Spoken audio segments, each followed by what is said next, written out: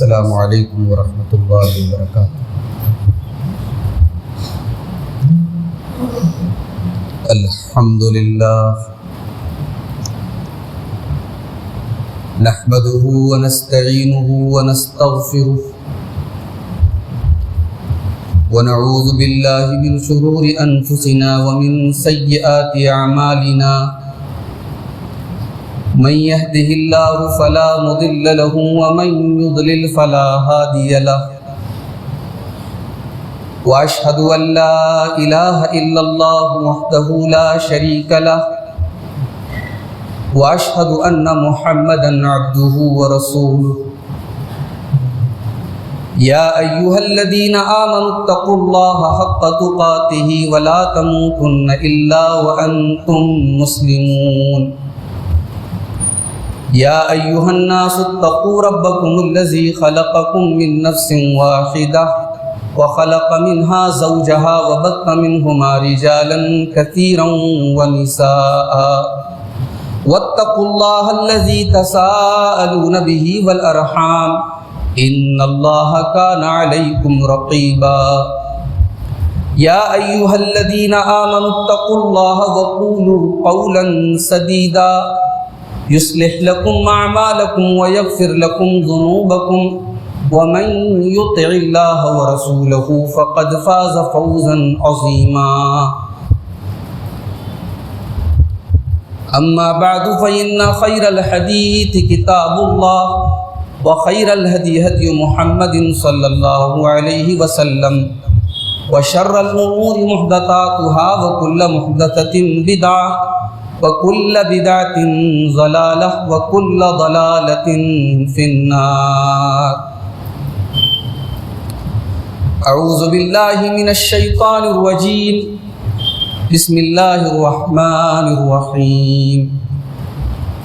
وَلَقَدْ نَصَرَكُمُ اللَّهُ بِبَدْرٍ وَأَنْتُمْ أَذِلَّةٌ فَاتَّقُوا اللَّهَ لَعَلَّكُمْ تَشْكُرُونَ۔ محترم حاضرین، بزرگوں اور دوستوں، نوجوان ساتھیوں، مقامی جمعیت اہل حدیث مدن پورہ کی طرف سے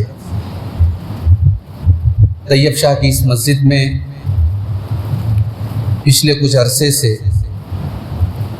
سیرت النبی علی صاحبہا افضل الصلاۃ والسلام کے موضوع پر سلسلے وار گفتگو آپ سماعت فرما رہے ہیں، اور اسی سلسلے کی ایک کڑی کے تحت آج میں آپ کے سامنے حاضر ہوا ہوں۔ اللہ کے نبی صلی اللہ علیہ وسلم کی مدنی زندگی میں مدینہ جانے کے بعد کی جو آپ کی زندگی ہے، ہجرت کے بعد کی جو زندگی ہے، اس زندگی کا ایک بہت بڑا واقعہ،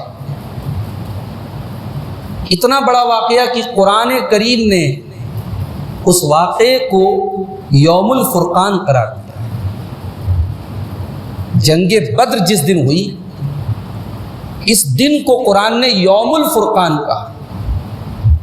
فرقان کا مطلب ہوتا ہے حق اور باطل کے درمیان فرق کرنے والی چیز۔ گویا جنگ بدر نے فیصلہ کر دیا کہ حق پر کون ہے اور باطل پر کون ہے۔ ایک طرف 313 کا لشکر ہے، بے سر و سامان، 2 گھوڑے 70 اونٹ، یہ سواری تھی اسلامی قافلے۔ دوسری طرف 1000 کا لشکر جو جنگ کرنے کے مقصد سے پریپیئر ہو کر کے آیا ہے، ہتھیاروں سے لیس ہو کر کے آیا ہے۔ کوئی ریشیو نہیں ہے، 300 کے مقابلے میں 400 ہوتے تو چلو ایک مقابلہ ہے، یا 300 کے مقابلے میں 3 گنا زیادہ لشکر ہے۔ یعنی دنیاوی جنگوں کے اصول کے مطابق اگر دیکھا جائے تو یہ جنگ تو بنتی نہیں ہے، مقابلہ تو بنتا ہی نہیں ہے، پھر بھی مسلمان یہ جنگ جیت گئے۔ یہ اس غزوہ بدر کا بہت بڑا پہلو ہے۔ اسی لیے اللہ تعالیٰ نے جب مسلمانوں پر اپنی نعمتوں کو گنایا ہے قرآن میں، اپنی ان بڑی بڑی نعمتوں میں ایک نعمت غزوہ بدر کو بھی قرار دیا ہے۔ سورہ آل عمران کی جو آیت میں نے آپ کے سامنے پڑھی ہے، اس آیت میں اللہ تعالیٰ نے خاص طور سے غزوہ بدر کا ذکر کیا۔ وَلَقَدْ نَصَرَكُمُ اللَّهُ بِبَدْرٍ وَأَنْتُمْ أَذِلَّةٌ، یاد کرو اے مسلمانوں، تم کمزور تھے، بدر کے میدان میں اللہ نے تمہاری مدد کی تھی جب تم انتہائی کمزور تھے، لڑائی کے قابل نہیں تھے، مقابلے کے قابل نہیں تھے، تم سے کہیں زیادہ تعداد میں سامنے والا لشکر تھا، پھر بھی اللہ نے تمہاری مدد کی تھی۔ اور سورہ انفال میں اللہ تعالیٰ نے اور تفصیل سے سورہ انفال کے 10ویں پارے کے شروع میں غزوہ بدر کا ذکر کرا۔ 10واں پارہ بالکل کھولیے شروعات میں، وَاعْلَمُوا أَنَّمَا غَنِمْتُم مِّن شَيْءٍ فَأَنَّ لِلَّهِ خُمُسَهُ وَلِلرَّسُولِ وَلِذِي الْقُرْبَىٰ وَالْيَتَامَىٰ وَالْمَسَاكِينِ وَابْنِ السَّبِيلِ، اے مسلمانوں جان لو، تم جنگوں کے اندر جو بھی مال غنیمت حاصل کرتے ہو وہ اللہ کے لیے، اس کے رسول کے لیے، وَلِذِي الْقُرْبَىٰ اور رسول کے اہل بیت کے لیے، ان کے قریبی لوگوں کے لیے، والیتامہ یتیموں کے لیے، والمساکین غریبوں کے لیے، وابن السبیل اور ضرورت مند مسافروں کے لیے۔ ان کنتم آمنتم باللہ، اگر تم اللہ تعالیٰ کے اوپر ایمان رکھتے ہو، وما انزلنا علی عبدنا یوم الفرقان یوم التقى الجمعان، اگر تم اللہ کے اوپر ایمان رکھتے ہو اور اللہ کی اس مدد کے اوپر ایمان رکھتے ہو، اللہ کی ان نشانیوں کے اوپر ایمان رکھتے ہو جو اللہ نے یوم الفرقان، فرقان کے دن، بدر کے دن اپنے بندے پر نازل کی تھی۔ واللہ علی کل شیء قدیر، اللہ ہر شے پر قادر ہے۔ اللہ 313 کو 1000 کے لشکر پر غلبہ عطا کر سکتا ہے، اللہ ہر شے پر قادر ہے۔ اذ انتم بالعدوۃ الدنیا وهم بالعدوۃ القصوى والركب اسفل منكم، اے مسلمانوں یاد کرو جب تم بدر کے میدان میں مدینہ سے قریبی سائیڈ میں تھے، تمہارا دشمن مدینہ سے دور کی سائیڈ میں تھا، والركب اسفل منكم، اور ابو سفیان کا جو قافلہ تھا مال تجارت کا وہ سمندر کے راستے جا رہا تھا۔ ولو تواعدتم لاختلفتم فی المیعاد، اگر تم نے پہلے سے آپس میں طے کیا ہوتا تو شاید یہ جنگ نہ ہو پاتی اور تم اختلاف کر جاتے۔ ولیکن لیقضی اللہ امرا کان مفعولا، لیکن اللہ تعالیٰ کو یہ کام کرنا تھا، یہ فیصلہ کرنا تھا، یہ کام ہونا تھا۔ لیہلک من ہلک عن بینہ ویحیی من حی عن بینہ، تاکہ جو مرے وہ دلیل کو دیکھ کر کے مرے اور جو زندہ ہو وہ دلیل کو دیکھ کر کے زندہ رہے۔ یہ ہے بدر کی لڑائی کا مقصد۔ بدر کی لڑائی دلیل تھی ایمان کی، اللہ تعالیٰ کی توحید کی، اللہ کی حقانیت کی، مسلمانوں کے دین کی سچائی کی دلیل تھی۔ اب بدر کے بعد اگر کوئی اپنے کفر پر ڈٹا ہے، اس کا مطلب کہ وہ دلیل کو دیکھ کر کے دلیل کا انکار کرتا ہے۔ تو بدر کی جو یہ لڑائی ہے میرے بھائی، میں تو خاص طور سے اپنے نوجوانوں سے کہنا چاہتا ہوں کہ بھائی تھوڑا سا وقت نکالو، اسٹڈی کرو، مطالعہ کرو۔ آج ہماری قوم کی جو حالت ہے، ہمیں تو خاص طور سے اللہ کے نبی کے غزوات کے بارے میں پڑھنا چاہیے۔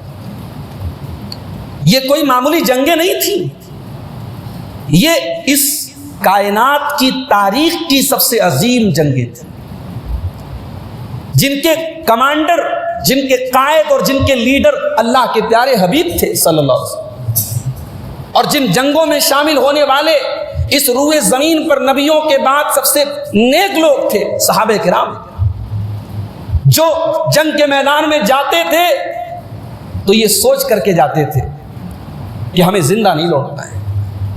ابھی میں مثالیں پیش کروں گا غزوہ بدر کی، آپ دیکھیے صحابہ کرام نے کتنے جی جان سے یہ جنگ لڑی۔ ایک تو ہوتا ہے سامنے لشکر زیادہ ہے تو آدمی کا مورل تو پہلے ڈاؤن ہو جاتا ہے، حوصلہ پہلے ہی پست ہو جاتا ہے، یا الٹی بات ہے۔ بدر کے پہلے اللہ کے نبی نے صحابہ کرام سے جو ڈسکشن کیا تھا، جو مشورہ کیا تھا، وہ بھی دیکھنے کے لائق ہے، پڑھنے کے لائق۔ تو اللہ کے رسول کی پوری سیرت تو اپنے آپ میں پڑھنے کے لائق ہے، مطالعے کے لائق ہے، اللہ کے رسول کے غزوات الگ سے پڑھنے کے لائق ہے۔ ان غزوات کے اندر، ان جنگوں کے اندر ہمارے لیے بڑی نصیحت ہے۔ اپنے نوجوانوں سے کہنا چاہوں گا کہ آپ وقت نکالیے اور سیرت کی کتابوں سے اللہ کے نبی کے غزوات کو پڑھیں. جنگ بدر کیوں ہوئی, کب ہوئی اور کیسے ہوئی, یہ 3 سوال ہیں. بدر اصل میں مکہ اور مدینہ کے درمیان ایک پانی کے چشمے کا یا کنویں کا نام تھا, اور یہ مدینہ سے تقریباً 165 کلومیٹر تھا. اور یہ جو جنگ ہوئی تھی یہ 17 رمضان کو سوموار کے دن ہوئی تھی, سن 2 ہجری. یہ جنگ کیوں ہوئی تھی؟ اصل میں جب مسلمان مدینہ پہنچے تو مکہ کے کفار ابھی بھی چین سے نہیں بیٹھے. ان کے لیے بڑی تکلیف کی بات تھی کہ یہ کمزور لوگ, یہ لوٹے پیٹے لوگ, ان کو ایک سہارا مل گیا, ان کو ایک ڈیفنس مل گیا, ان کو ایک ٹھکانہ مل گیا. اب یہ آرام سے رہ رہے ہیں, تو وہ چین سے نہیں بیٹھے مکہ کے کفار. ہجرت کے بعد بھی مسلمانوں کے خلاف ان کی سازشیں, ان کی کاروائیاں چل رہی تھی, چھٹ پٹ واقعات ہو رہے تھے. اور مدینہ کے اندر جو منافقین کا ایک ٹولہ تھا عبداللہ ابن ابی کا اور اس کے ساتھیوں کا, ان کی طرف سے بھی ان کو سپورٹ مل رہا تھا مکہ کے کافروں کا, کیونکہ عبداللہ ابن ابی جو تھا یہ اس چکر میں تھا کہ مدینہ کا سردار بنے گا. اور اللہ کے نبی صلی اللہ علیہ وسلم جب آئے تو اسے اپنی سرداری اور اپنی کرسی ڈوبتی ہوئی نظر آئی. تو عبداللہ ابن ابی کٹر دشمن بن گیا اللہ کے نبی کا, مگر مصلحتاً اس نے اپنے آپ کو اسلام کا دشمن شو نہیں کیا. اپنے آپ اس نے بظاہر اسلام قبول کر لیا, کلمہ پڑھ لیا, مگر اندر سے وہ اور اس کی پوری ایک جماعت, اس کا پورا ایک گروپ, وہ اندر اندر مسلمانوں کے خلاف کام کر رہا تھا. انہی حالات میں اللہ کے نبی کو پتا چلا کہ ایک مال تجارت سے لدا ہوا قافلہ ابو سفیان رضی اللہ تعالیٰ عنہ, ابھی مسلمان نہیں ہوئے تھے, ابھی کافر تھے, وہ لے کر کے ملک شام سے مدینہ مکہ آ رہے ہیں. اس زمانے میں مکہ سے شام کی تجارت ہوتی تھی, اور مکہ سے شام کے راستے میں مدینہ بھی پڑتا تھا, روٹ وہی تھا. اللہ کے نبی نے صحابہ کرام سے مشورہ کیا کہ ہمیں مکہ کے کافروں کو اکنامیکل کمزور کرنے کے لیے, ان کے اوپر اقتصادی حملہ کرنے کے لیے اس قافلے کے مال کو حاصل کرنا ضروری ہے. اب یہاں اگر کسی کو یہ لگتا ہے کہ صاحب یہ تو غلط ہے, ابو سفیان اگر اپنا قافلہ لے کے جا رہے تھے, تجارت کا قافلہ, تو اللہ کے نبی اور صحابہ کرام اس قافلے کو لینے کیوں جا رہے تھے؟ وہ ان کا مال تو نہیں تھا, یہ تو لوٹ مار ہو گئی, یہ تو چوری ہو گئی. ایسا نہیں ہے. مکہ کے مہاجرین جو مدینہ پہنچے تھے, ان کا مال, ان کا گھر بار, ان کی پراپرٹی تمام کی تمام ناجائز طریقے سے مکہ کے کافروں نے اپنے قبضے میں کر دی تھی. تو اس ظلم کا بدلہ لینے کے لیے, ان کو اکنامیکلی کمزور کرنے کے لیے اس قافلے کو حاصل کرنا اور اس پر قبضہ کرنا یہ کوئی غلط نہیں تھا. اللہ کے نبی صلی اللہ علیہ وسلم نے کسی جنگ کے ارادے سے نہیں, اس قافلے کے مال کو حاصل کرنے کے لیے صحابہ کرام کو لیا آپ نے اور مدینہ سے آپ نکلے. آپ کے ساتھ 310 سے زیادہ لوگ تھے. 313 کی گنتی مشہور ہے, لیکن ایگزیکٹ گنتی 313 حدیثوں میں نہیں ملتی ہے. عربی میں بضع کا لفظ آتا ہے جو 3 سے 9 تک بولا جاتا ہے, تو 310 سے لے کر کے 320 کے اندر یہ لوگ تھے. اس میں 240 سے زیادہ تو انصار تھے, مدینہ کے انصار, اور باقی مہاجرین تھے. 2 گھوڑے تھے اور 70 اونٹ تھے. اب آپ اندازہ لگائیے کہ آدمی 300 پلس ہیں اور سواری صرف 70 ہے, اور 150 کلومیٹر کا سفر بھی کرنا ہے. اب یہ سفر کیسے ہوا؟ اللہ, مکہ سے مدینہ سے اللہ کے نبی جب نکلے بدر کے لیے, تو آپ اور آپ کے صحابہ ان 70 اونٹوں کی سواری باری باری کر رہے تھے. ایک اونٹ پر کئی لوگ, 2 لوگ بیٹھے تو 2 لوگ پیدل چل رہے ہیں, پھر وہ لوگ تھک گئے تو جو پیدل چل رہے ہیں وہ سوار ہو گئے, یہاں تک کہ خود اللہ کے نبی صلی اللہ علیہ وسلم. بھائی کمانڈر ہو تو ایسا ہو, لیڈر ہو تو ایسا ہو. لیڈر وہ نہیں ہے کہ قوم پسینے میں رہے اور لیڈر اے سی میں بیٹھے, لیڈر وہ نہیں ہے. اللہ کے نبی خود بھی حضرت علی کے ساتھ اور حضرت ابو لبابہ ابن منذر کے ساتھ آپ باری باری اونٹ پر کچھ دور آپ پیدل چلتے, کچھ دور وہ لوگ, حالانکہ وہ لوگ تیار نہیں تھے. اللہ کے نبی ہم سواری پر بیٹھے اور آپ پیدل چلیں. تو اللہ کے نبی نے جواب دیا کہ ایسا تو نہیں تم مجھ سے زیادہ طاقتور, بھئی تم میرے برابر ہو, ایسا نہیں کہ تمہارے اندر طاقت مجھ سے زیادہ ہے, میں کیوں اپنے اجر و ثواب سے محروم رہوں, تو ہم بھی باری باری چلیں گے. اللہ کے نبی بھی ان صحابہ کے ساتھ پیدل چل رہے تھے. اللہ. اب جب یہ بدر میں پہنچنے والے تھے تو راستے میں اب یہ پتا چلا, اچھا ادھر ابو سفیان کو پتا لگ گیا کہ مسلمان ہمارے اس قافلے کو حاصل کرنے کے لیے چل چکے ہیں مدینہ سے. ابو سفیان نے فوراً اپنے قاصد کو بھیجا مکہ کہ یہ میرا پورا مال سے بھرا ہوا قافلہ, یہ پورا مال تجارت خطرے میں ہے, مسلمانوں کا حملہ ہونے والا ہے, جلدی سے ہمیں مدد بھیجو. اب مکہ کے مشرکین کو ظاہر تاؤ آیا کہ یہ لوٹے پیٹے لوگ ہمارا قافلہ حاصل کرنے کے لیے نکل چکے ہیں. انہوں نے 1000 کی فوج, مکمل فوج تیار کی, اور اس فوج میں بڑے بڑے جو ان کے لیڈر تھے, امیہ ابن خلف, شیبہ, عتبہ, ولید ابن عتبہ, ابو جہل, یہ سب موجود تھے. اور 1000 کا پورا لشکر تیار ہو کر کے مکہ سے نکل گیا. اللہ کے نبی صلی اللہ علیہ وسلم جب تک بدر پہنچتے, ابو سفیان کا وہ تجارتی قافلہ ساحل سمندر, اچھا ساحل سمندر بدر سے کافی دور تھا, ساحل سمندر کے راستے وہ نکل چکا تھا, یعنی سیف وہ قافلہ بچ کر کے مسلمانوں کے ہاتھ سے نکل چکا تھا. ابو سفیان نے یہ رپورٹ بھی بھجوا دی مکہ کے کافروں کے پاس کہ میرا قافلہ نکل چکا ہے, مجھے خطرہ نہیں ہے مسلمانوں سے, اور مسلمان بدر پہنچ چکے تھے.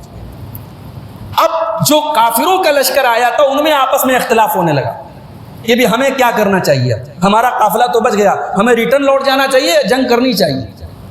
ان میں آپس میں اختلاف ہوا, لیکن ابو جہل جو اس امت کا فرعون کہا جاتا ہے, اسے اسلام کی دشمنی میں بڑا ٹاپ کا نام ہے ابو جہل کا نام. اسی لیے علامہ اقبال کہتے ہیں ابو جہل اور ابو لہب یہ 2 ٹاپ کے نام. علامہ اقبال کہتے ہیں نا کہ ستیزہ کار رہا ہے ازل سے تا امروز, چراغ مصطفی سے شرار بو لہبی. اللہ کے نبی کے چراغ سے ابو لہب کے شرارے کا جو یہ ٹکراؤ ہے, یہ جو کشمکش ہے, یہ ازل سے چلی آ رہی ہے. بھئی آدم علیہ السلام اور ابلیس کے دور سے یہ حق اور باطل کے درمیان جو ٹکراؤ ہے, جو تصادم ہے, وہ چلا آ رہا ہے. تو ابو جہل کی رائے تھی کہ جنگ ہو. اب یہ جنگ طے ہو گئی. اب مسلمان یہ ایکسپیکٹ کر کے گھر سے نہیں نکلے تھے کہ ہمیں جنگ کرنا ہے, وہ تو اس قافلے کے لیے نکلے تھے. اب جب جنگ کی بات آئی تو اللہ کے نبی صلی اللہ علیہ وسلم نے ایسا نہیں کہ صحابہ کو جھونک دیا کہ چلو جنگ کرنا ہے. آپ نے صحابہ کی میٹنگ بلائی اور آپ نے صحابہ کے سامنے یہ پورا معاملہ رکھا, اور آپ نے یہ بھی بتا دیا اب اللہ کی بھی منشا یہ کہ جنگ ہونی چاہیے. اب صحابہ کرام میں پہلے مہاجرین میں سے حضرت ابوبکر صدیق کھڑے ہوئے, انہوں نے خطبہ دیا اور لوگوں کو ابھارا جنگ کے اوپر. پھر حضرت عمر کھڑے ہوئے, انہوں نے لوگوں کو ابھارا. پھر حضرت مقداد ابن عمرو کھڑے ہوئے, انہوں نے کہا اے اللہ کے نبی ہم موسیٰ کے ساتھیوں کی طرح نہیں ہیں, ہم آپ سے کہہ دیں اذهب انت وربک فقاتلا انا هاهنا قاعدون, ہم موسیٰ کے ساتھی نہیں ہیں کہ کہہ دیں آپ جائیے آپ لڑیے آپ کا رب لڑے ہم تو بیٹھے رہیں گے. ہم ویسے نہیں ہیں اللہ کے نبی. اے اللہ کے نبی لو سرت بنا الى برق الغماد, اگر آپ مدینہ سے ہمیں یمن کے آخری کونے برق الغماد تک لے کے جائیں گے لجالتنا معک, ہم آپ کے ساتھ لڑنے کے لیے تیار ہیں. یہ 3 لوگ کھڑے ہوئے, یہ تینوں مہاجرین میں سے تھے. اللہ کے نبی اصل اپنے انصاری صحابہ کی رائے جاننا چاہتے تھے. اصل میں اللہ کے نبی نے انصار سے جو بیعت کی تھی, جو معاہدہ کیا تھا, جو ایگریمنٹ کیا تھا, اس ایگریمنٹ میں یہ کلوز تھا, یہ دفعہ لکھی تھی, یہ دفعہ تحریر ہوئی تھی, طے ہوئی تھی کہ مدینہ کے اندر اگر حملہ کیا کسی نے دشمن نے تو انصاری صحابہ کرام ڈیفنس میں مسلمانوں کا ساتھ دیں گے. اور یہ جنگ تو مدینہ کے باہر ہو رہی تھی, تو اس ایگریمنٹ کے باہر تھا یہ معاملہ. تو اللہ کے نبی جاننا چاہ رہے تھے اپنے انصاری صحابہ کی, اور اس لشکر میں ان کی تعداد زیادہ تھی, 240 پلس تھے انصاری صحابہ. تو جب انصاری صحابہ یہ سمجھ گئے کہ اللہ کے نبی ہماری رائے جاننا چاہتے ہیں, تو انصار میں سے ایک صحابی حضرت سعد بن معاذ رضی اللہ تعالیٰ عنہ کھڑے, اور انہوں نے کھڑے ہو کر کے جو تقریر کی اللہ اکبر, ہائے ہائے ہائے, وہ تقریر سننے کے لائق ہے, پڑھنے کے لائق. کہا اے اللہ کے نبی آمنا بک وصدقنا بک، ہم آپ کے اوپر ایمان لائے، ہم آپ کی تصدیق کرتے ہیں، آپ کو اللہ کا سچا رسول مانتے ہیں۔ اے اللہ کے نبی جب ہم نے آپ سے ایگریمنٹ کر لیا، ہم نے آپ سے وعدہ کر لیا کہ ہر حال میں آپ کی مدد کریں گے، مدینہ کے اندر بھی آپ کی مدد کریں گے، مدینہ کے باہر بھی اگر جنگ کے حالات آ گئے، اے اللہ کے نبی ہم پیچھے رہنے والوں میں سے نہیں ہیں۔ لو استعرضت بنا فی ھذا البحر، اے اللہ کے نبی اگر آپ ہمیں سمندر کے اندر لے کر کے چلیں اور سمندر میں آپ داخل ہو جائیں کہ سمندر کے اندر کوئی فوج ہمیں اس سے لڑنا ہے، لخذنا معک، تو ہم آپ کے ساتھ سمندر کے اندر بھی داخل ہونے کے لیے تیار ہیں۔ وما تخلف منا رجل واحد، اے اللہ کے نبی ایک بھی انصار میں سے کوئی ایک آدمی بھی پیچھے نہیں رہے گا۔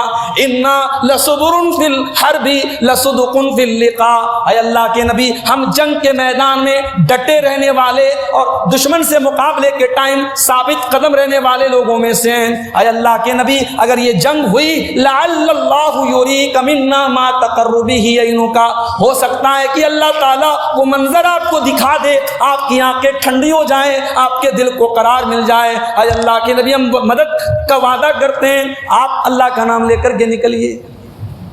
یہ جب اسپیچ دی حضرت سعد بن معاذ نے، اللہ کے نبی کا چہرہ کھل اٹھا اور آپ مطمئن ہو گئے کہ ہاں اب یہ میرے صحابہ میرے ساتھ ہیں۔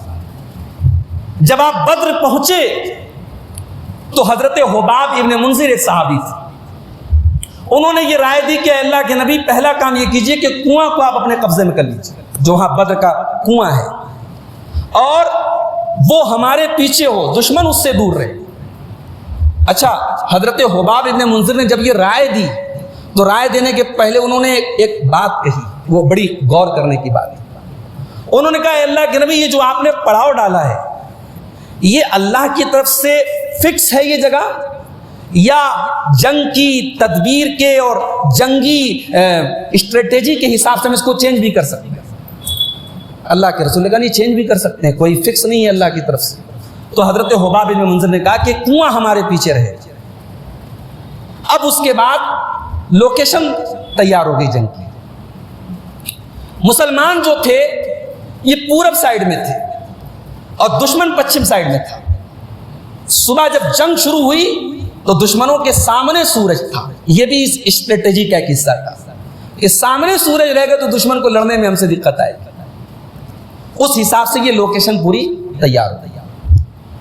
لڑائی کے پہلے اللہ کے نبی صلی اللہ علیہ وسلم سارے صحابہ کی ذمہ داریوں کو آپ نے سونپ دیا کہ کون فوج میں کہاں رہے گا، کس کی جگہ کہاں ہے، سب کی پوزیشن آپ نے طے کر دی پہلے سے۔ اور وہ رات آپ نے اللہ کی بارگاہ میں رو کر کے اور گڑ گڑا کر کے اور دعاؤں میں گزاری۔ جنگ کے پہلے صحابہ کرام نے ایک مشورہ دیا کہ اللہ کے نبی آپ کے ڈیفنس کے لیے ہم چاہتے ہیں کہ جو ہمارا لشکر ہوگا لشکر کے پیچھے اونچا سا چھپر ہم بنائیں اور اس چھپر کے اندر آپ رہ کر کے آپ ہمیں کنٹرول کریں گے، اور آپ کے اس چھپر کے آس پاس بھی صحابہ کرام کی ٹیم رہے گی جو آپ کو سیکیورٹی دے گی۔ اس میں ایک نقطہ اور ایک سبق بھی ہے کہ جو کمانڈر ہو فوج کا، جو پوری فوج کو کنٹرول کر رہا ہو، اس کو ایکسٹرا سیکیورٹی ملنی چاہیے، اس کو جو ہے پلس سیکیورٹی ملنی چاہیے تاکہ مخالف جو ہے دشمن وہ آسانی سے اس پر حملہ نہ کر سکے۔ اللہ کے نبی کی سیکیورٹی کے لیے الگ سے وہ ایک ٹینٹ بنایا گیا، خیمہ بنایا گیا اور اس میں اللہ کے نبی کو رکھا گیا۔ جنگ شروع ہونے کے پہلے فجر کی نماز پڑھائی اللہ کے نبی نے اور صحابہ کرام کو جنگ کے اوپر ابھارا، اور جنگ کے اوپر ابھارنے کے بعد آپ نے اللہ کی بارگاہ میں رونا شروع کیا، اور وہ جو دعا کے الفاظ ہیں میرے بھائی، وہ الفاظ پڑھو تو رونگٹے کھڑے ہو جاتے ہیں۔ اللہم انجز لی ما وعدتنی، اے اللہ جو وعدہ تو نے مجھ سے کیا اس وعدے کو پورا فرما۔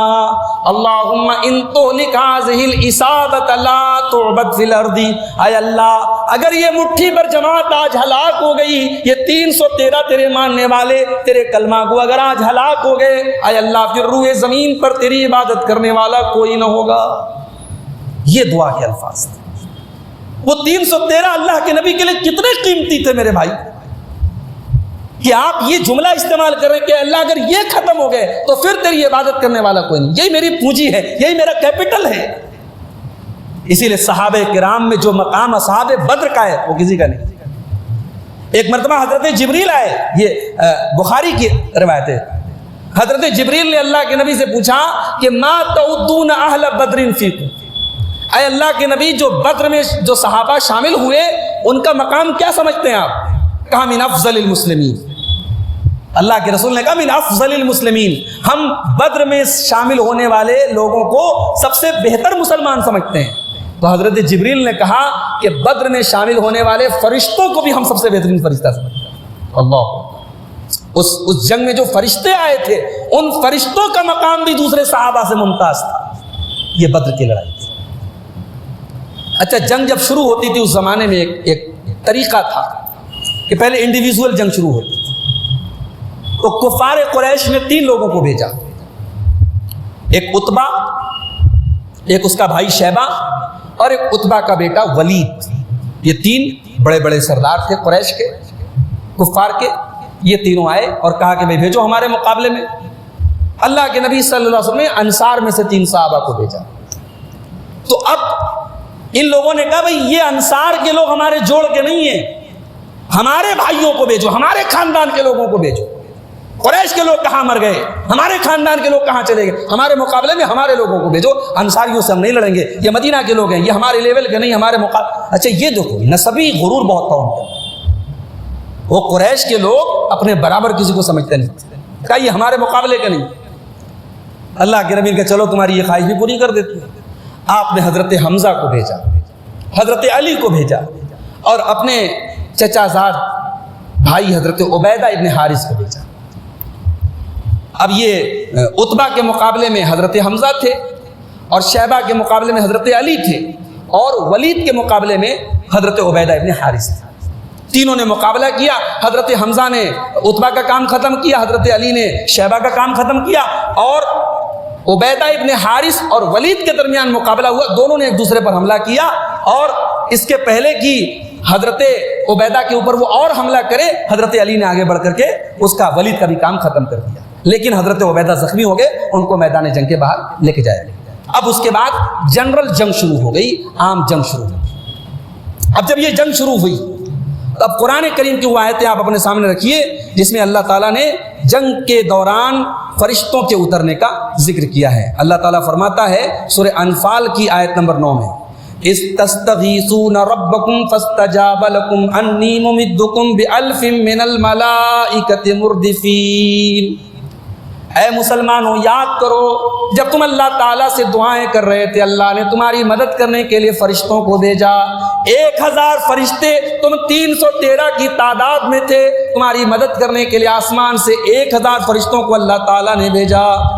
اچھا، جب یہ فرشتوں کے اترنے کی جب یہ آیت نازل ہوئی، اللہ کے نبی کو اطمینان ہو گیا۔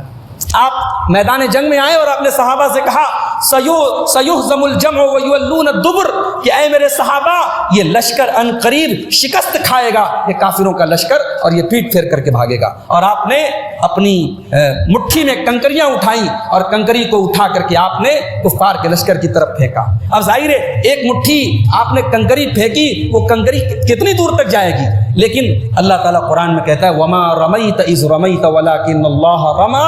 اے نبی جب آپ نے وہ کنکری پھینکی تھی، آپ نے نہیں پھینکی تھی، آپ نے صرف اپنی ہتھیلی سے پھینکی تھی، اپنی مٹھی سے۔ اس کنکری کو ہر کافر کی آنکھوں تک اور اس کے چہرے تک پہنچا کر کے ذلیل کرنے کا کام اللہ نے کیا۔ اے نبی وہ کنکری آپ نے نہیں، اللہ نے پھینکی تھی۔ اس کے بعد جب یہ جنگ شروع ہوئی اور فرشتوں کا جب لشکر اترا تو اللہ قرآن میں کہتا ہے وما جعلہ اللہ الا بشرا ولتطمئن به قلوبکم۔ اے مسلمانوں ہم نے فرشتوں کو اس لیے بھیجا تاکہ تم خوش ہو جاؤ اور تمہارے دلوں کو اطمینان مل جائے۔ بھئی یہ بھی اللہ تعالیٰ کا ایک نظام ہے۔ اللہ تعالیٰ چاہتا تو جنگ ہوتی ہی نہ، کفار کے سر اپنے آپ کٹ جاتے، تلواریں اپنے آپ چلنے لگتی، مگر اللہ تعالیٰ کی جو مدد آتی ہے نا وہ بھی اسباب کے ذریعے آتی ہے، اسباب کے ذریعے آتی ہے۔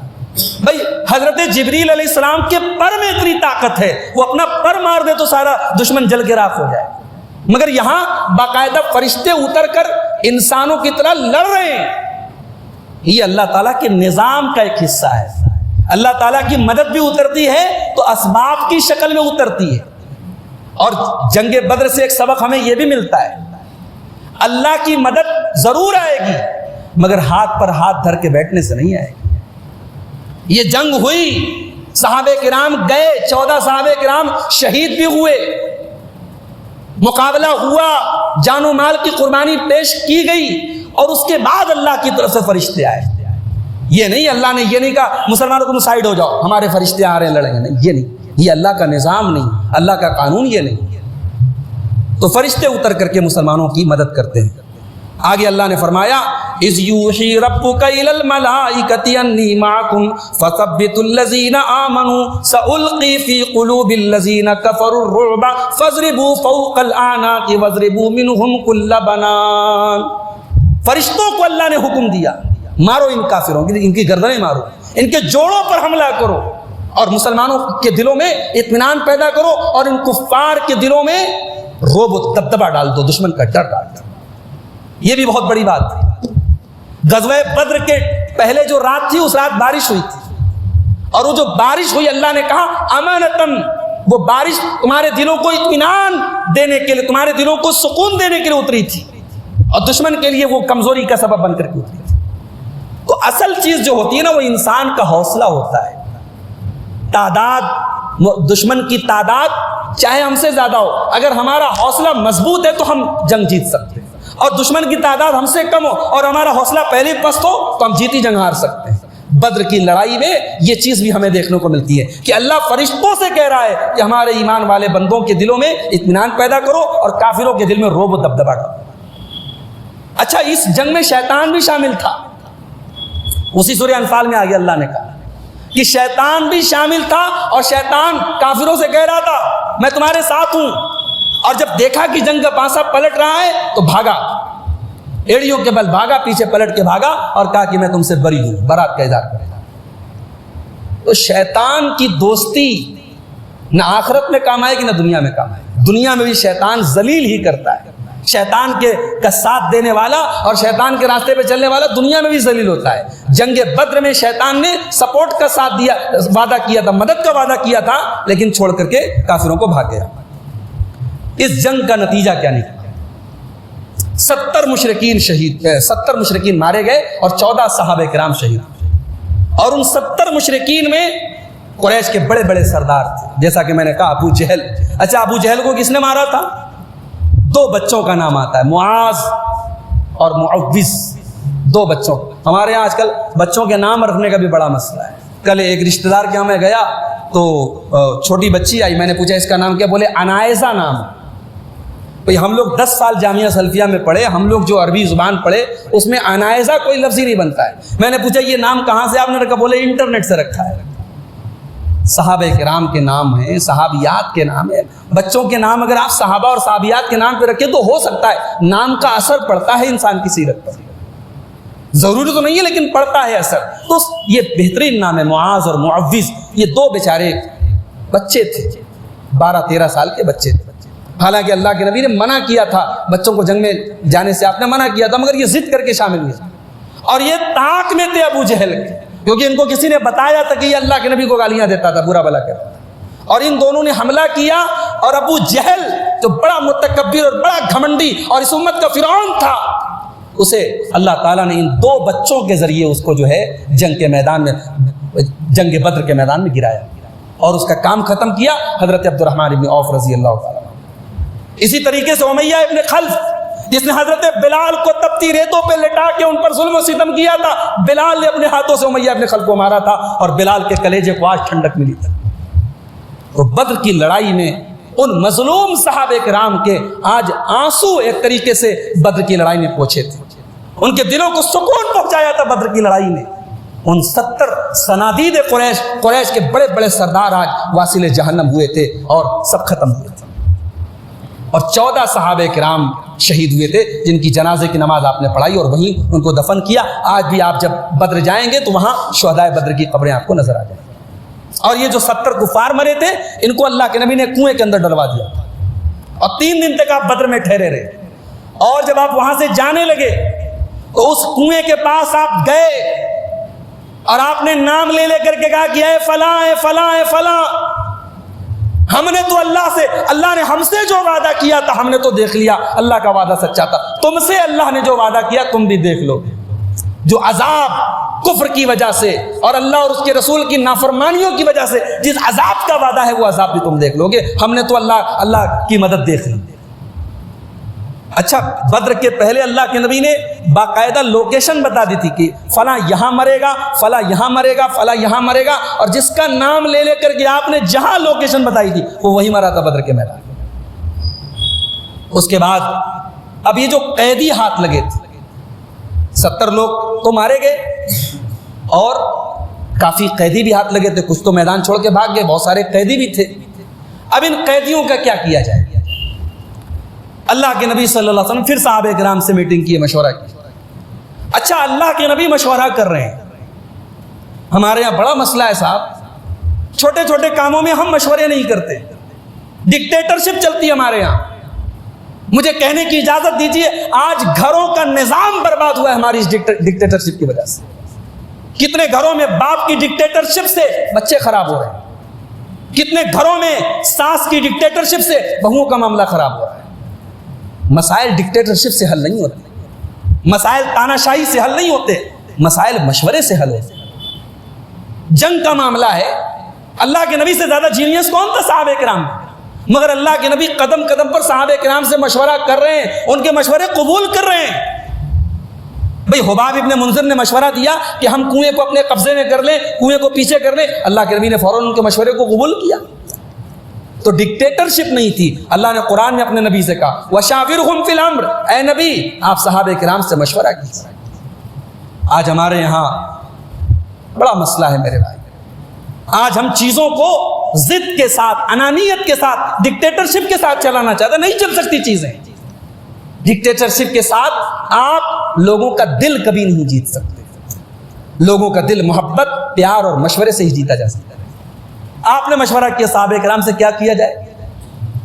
حضرت ابو بکر صدیق رضی اللہ تعالیٰ عنہ نرم مزاج آدمی تھے، انہوں نے کہا اللہ کے نبی میری رائے یہ ہے کہ یہ سب اپنے خاندان کے لوگ ہیں، اپنے قبیلے کے لوگ ہیں، اب جو مر گئے مقابلے میں جو بچ گئے ان کو پیسہ ویسا لے کے چھوڑ دیا جائے، فدیہ لے کے چھوڑ دیا جائے۔ یہ حضرت ابو بکر کی رائے تھی۔ حضرت عمر کی رائے اس سے بالکل الٹ تھی، انہوں نے کہا نہیں ہے اللہ کے نبی آپ یہ مت بھولیے یہ صنادید قریش ہیں، یہ لیڈرز آف کفار ہیں، انہوں نے ہمیں ہمارے گھروں سے نکالا ہے اور آج بھی یہ ہمارے کٹر دشمن ہیں، ان کو چھوڑیں گے ہم تو یہ کل پھر ہمارے لیے خطرہ بنے، لہٰذا میرا مشورہ تو یہ ہے کہ ان کو قتل کر دیا جائے، ان کو ختم کر دیا جائے، ان کو چھوڑیں گے ہمارے لیے رزق باقی رہے گا، ہمارے لیے خطرہ باقی رہے گا۔ اللہ کے نبی صلی اللہ علیہ وسلم نے حضرت ابو بکر صدیق کی رائے کو پسند کیا اور ان قیدیوں کو فدیہ لے کر کے، عوض لے کر کے چھوڑ دیا۔ لیکن اللہ تبارک و تعالیٰ نے حضرت عمر کی رائے کی تائید میں قرآن کی آیت نازل کی، ما کان لنبی ان یکون لہ الاسریٰ، کہ نبی کے لیے جائز نہیں ہے کہ ان کے پاس ما کان لنبی ان یکون لہ اسریٰ حتی یسکن فی الارض تریدون عرض الدنیا واللہ یرید الآخرہ، کہ اے مسلمانوں، اے میرے نبی، ان قیدیوں کو چھوڑنے کا حق آپ کو نہیں تھا، آپ لوگ دنیا کے مال کو طلب کر رہے تھے، اور اللہ تبارک و تعالیٰ آخرت کو چاہتا ہے، جب تک زمین میں کفر کی طاقت کو ختم نہ کر دیا جائے قیدیوں کو چھوڑنے کا کوئی دکھ نہیں ہوتا۔ اچھا، ان قیدیوں سے جو فدیہ لیا گیا وہ بھی ان کی حیثیت کے حساب سے لیا گیا، کسی سے زیادہ لیا گیا، کسی سے کم لیا گیا، کوئی دینے کے لائق نہیں ہے تو اس کو اس شرط پر چھوڑا گیا کہ تم انصار کے بچوں کو لکھنا سکھاؤ، مدینہ کے جو انصار کے بچے ہیں ان کو لکھنا، ان کو رائٹنگ سکھاؤ گے، وہاں لکھنے پڑھنے کا ماحول کم تھا، کہ ان کو لکھنا سکھاؤ تو تم کو چھوڑ دیا جائے۔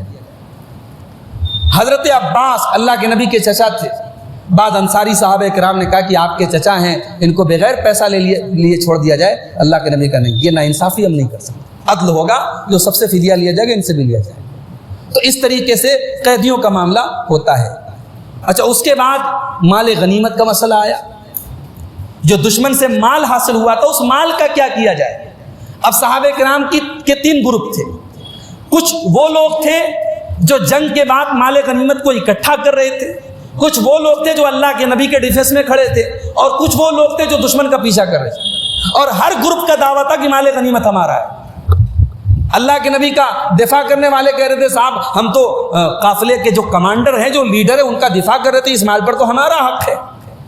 اور جو دشمن کا پیچھا کرنے گئے تھے انہوں نے کہا ہم تو دشمن کو کھدیڑنے گئے تھے، ہمارا حق ہے. اور جو مال غنیمت کو جن لوگوں نے اکٹھا کیا انہوں نے کہا ہمارا حق ہے. تو یہ جب آپس میں اختلاف ہونے لگا تو اللہ تعالیٰ نے سورہ انفال کی پہلی آیت نازل کی، یسألونک عن الانفال، اے نبی لوگ آپ سے سوال کرتے ہیں مال غنیمت کے بارے میں. قل الانفال للہ والرسول، آپ کہہ دیجئے کہ وہ مال غنیمت اللہ کے اور اس کے رسول کے حکم کے حساب سے بٹے گا. فاتقوا اللہ، تو تم اللہ سے ڈرتے رہو. واصلحوا ذات بینکم، اور آپس میں صلح صفائی کے ساتھ رہا کرو. واطیعوا اللہ ورسولہ، اور اللہ اور اس کے رسول کی اطاعت کرتے رہو. ان کنتم مؤمنین، اگر تم اللہ کے اوپر ایمان رکھتے ہو. اللہ کے نبی نے وہ سارا مال غنیمت، اس میں 1/5 کو چھوڑ کر کے جو بیت المال میں چلا گیا، باقی جو 4 حصے تھے وہ آپ نے تمام صحابہ جو جنگ بدر میں شامل تھے ان کے درمیان اکول برابر آپ نے تقسیم کر دیا.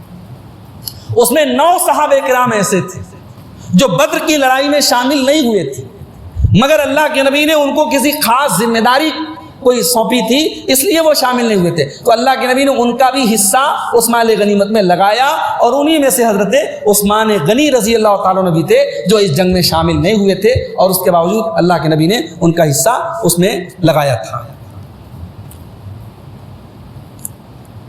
غزوہ بدر سے کیا نصیحتیں ہمیں ملتی ہیں؟ آئیے اس جنگ سے حاصل ہونے والی کچھ نصیحتوں کو اپنے سامنے رکھتے ہیں.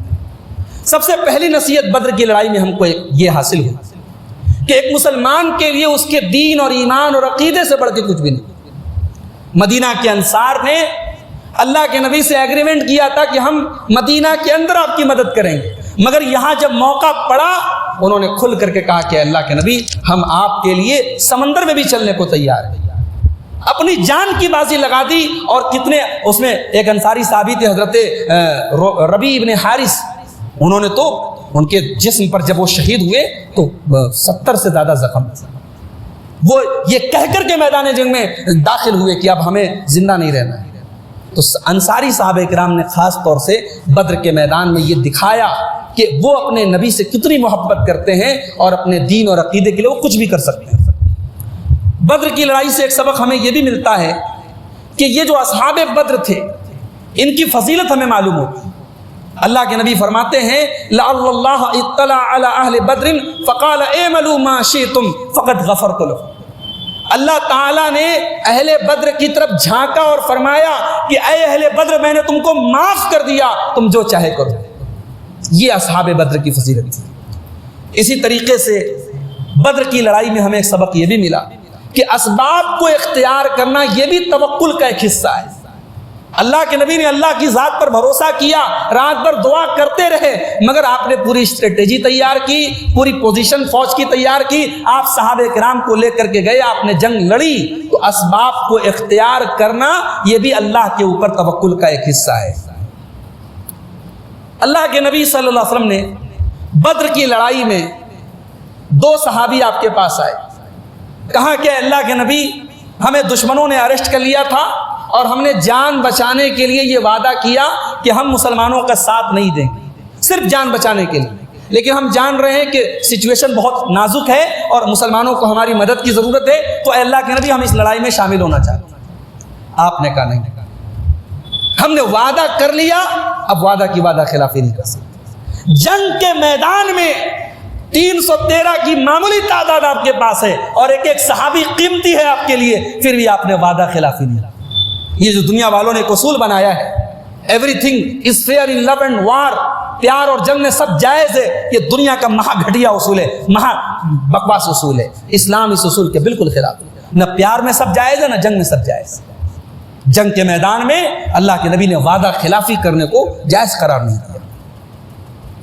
اور اسی طریقے سے بدر کی لڑائی میں نے جیسا کہ بتایا کہ جب صحابہ کرام کے ساتھ اللہ کے نبی نکلے تو ایک اونٹ کے اوپر کئی لوگ باری باری سفر کرتے تھے، اور خود اللہ کے نبی نے بھی ایسا کیا. اور آپ نے حضرت علی سے اور حضرت ابو لبابہ سے کہا ما انتما باقوا منی، تم مجھ سے زیادہ طاقتور نہیں ہو، ولا انا باغنا عن الاجر منکما، اور ایسا نہیں کہ تم کو ثواب کی ضرورت ہے، مجھے ثواب کی ضرورت ہے، مجھے بھی ثواب کی ضرورت ہے. تو قائد ایسا ہونا چاہیے, لیڈر ایسا ہونا چاہیے جو اپنی عوام کے ساتھ, اپنی پبلک کے ساتھ سکھ میں بھی کھڑا رہے اور دکھ میں بھی کھڑا رہے. مشورے کی اہمیت معلوم ہوئی غزوہ بدر سے کہ مشورہ لینا چاہیے اور اچھا مشورہ ہو تو قبول کر لینا چاہیے. اللہ کے نبی نے ضرورت پڑی تو اپنی بیویوں کا مشورہ لیا ہے. صلح حدیبیہ کے موقع پر آپ نے حضرت ام سلمہ کا مشورہ, جب آپ کو بڑی ٹینشن میں انہوں نے دیکھا تو کہا کہ اللہ کے نبی کیا بات ہے, کیوں ٹینشن میں؟ کہا کہ میرے صحابہ میری بات نہیں مان رہے, میں کہہ رہا ہوں اپنے بال مڑوا دو اور اپنے جانوروں کی قربانی کر دو, کوئی تیار نہیں ہے. تو حضرت ام سلمہ نے رائے دی کہ آپ اٹھیے اور آپ اپنے بالوں کو مڑوائیے اور آپ اپنے جانور کی قربانی کیجیے, صحابہ کرام ضرور آپ کی پیروی کریں گے. تو آپ نے حضرت ام سلمہ کے اس مشورے کو قبول کیا. تو یہ بہت بڑا سبق ہے غزوہ بدر کا کہ ہمیں مشورے کو لینا چاہیے اور مشورہ قبول کرنا چاہیے.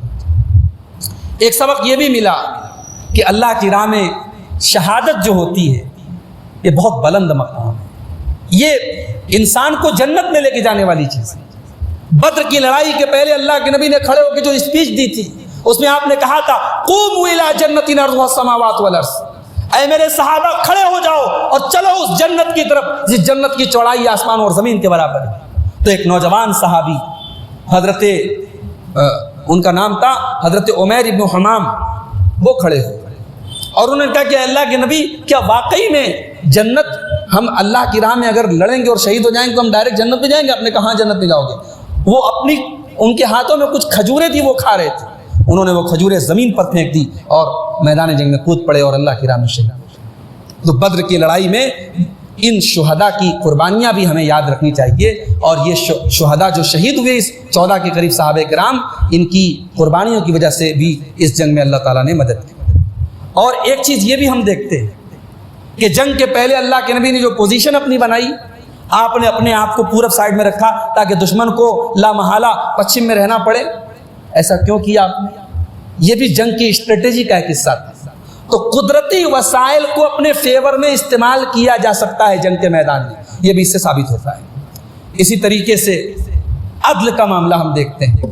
جب اللہ کے نبی بدر کی لڑائی میں صفیں لگا رہے تھے, ایک صحابی تھے حضرت سواد ابن غزیہ رضی اللہ تعالیٰ, تو آپ اپنے چھڑی سے یا نیزے سے آپ صفوں کو لگا رہے تھے, تو وہ چھڑی جو تھی آپ کی وہ حضرت سواد ابن غزیہ کے پیٹ میں ہلکی سی ٹچ کر گئی اور ان کو ہلکی سی چوٹ لگی.